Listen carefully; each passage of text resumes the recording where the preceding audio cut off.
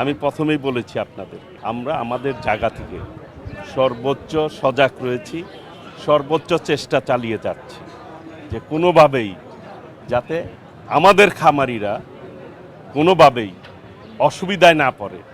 তারা অনেক কষ্ট করে এই গরুটা লালন পালন করে, কাজেই তারা যাতে তাদের যেই আশা নিয়ে হাটে আসে, ক্রেতা এবং বিক্রেতা উভয়ই যাতে খুশি মনে বিক্রি করতে পারে, ক্রেতা যাতে খুশি মনে কিনতে পারে এবং তাদের যাতে কোনো রকমের অসুবিধা না হয়। আমাদের পণ্য আমরাই কিনবো, এটাই স্বাভাবিক। এটা আমাদের মানসিকভাবে নিজেদেরকে কি উপলব্ধি করতে হবে, নিজেদেরকে চিন্তা করতে হবে যে আমরা আমাদের পণ্যগুলি যাতে বিক্রি হয়, আমরাই আমার জিনিস যাতে কিনি, সেই ব্যাপারে মানুষকে সচেতন করে তুলতে হবে। তাহলে দেখবেন যে ধীরে ধীরে সব ঠিক হয়ে গেছে।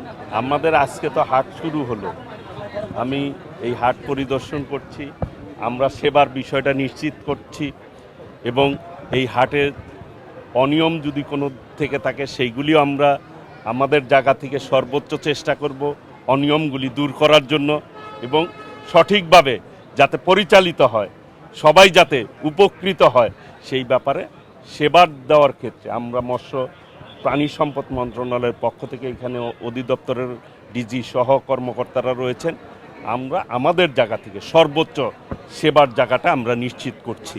ইতিমধ্যে জাল টাকা রোধের ব্যাপারে আমাদের আইন শৃঙ্খলা বাহিনী রয়েছে এবং এই বিষয়ে আমাদের এবং মেশিনও রয়েছে জাল টাকা শনাক্ত করার ব্যাপারে।